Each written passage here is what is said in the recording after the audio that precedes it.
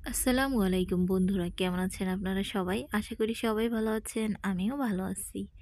তো বন্ধুরা, আজকে আমি আপনাদেরকে করে দেখাবো রসুনের পাতা আর দেশি ধনিয়া পাতা কিভাবে ভর্তা করে খাওয়া যায়।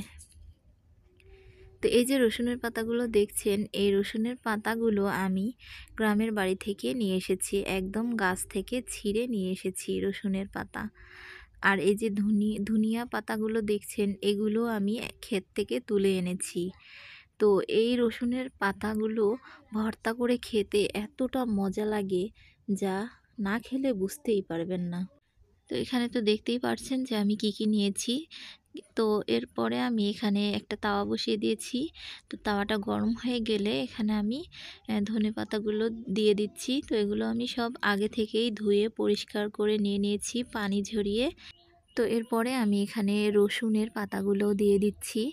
তো সবগুলো দিয়ে এখন এগুলো আমি ভেজে নিব। তো এরপরে আমি এখানে কিছু কাঁচামরিচ দিয়ে নিয়েছি। আপনারা চাইলে শুকনো মরিচ দিয়েও করতে পারেন। তো ঝাল আপনাদের পরিমাণ মতো দিয়ে নেবেন, কম বেশি করে। তো আমি আমার পরিমাণ মতো দিয়েছি, একটু ঝাল ঝাল করে বানাবো, এজন্য একটু মরিচ দিয়ে এটাকে সবগুলো আমি ভেজে নিয়েছি। তো দেখুন সবগুলো ভেজে নেওয়া হয়ে গেছে। তো ভেজে নেওয়া হয়ে যাওয়ার পরে আমি এটাকে ব্লেন্ডার করে নিব। চাইলে আপনারা পাটাতেও বেটে নিতে পারেন। তো আমি ব্লেন্ডার করে এটাকে মিহি করে নিব। খুব সুন্দর একটা ভর্তা হবে। তো এখন আমি এটাকে ব্লেন্ডার করে নিচ্ছি। তো দেখুন ব্লেন্ডার থেকে বের করেছি। বের করার পরে এই যে দেখুন খুব সুন্দর কিন্তু ভর্তাটা হয়েছে। আঠালো আঠালো চিটকে চিটকে একটা ভাব হয়েছে, আর খুব ঝালও হয়েছে।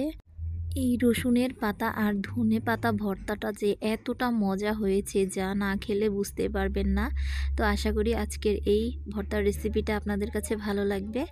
তো আজকের মতো এখানেই বিদায় নিচ্ছি। আল্লাহ হাফেজ, সবাই ভালো থাকবেন।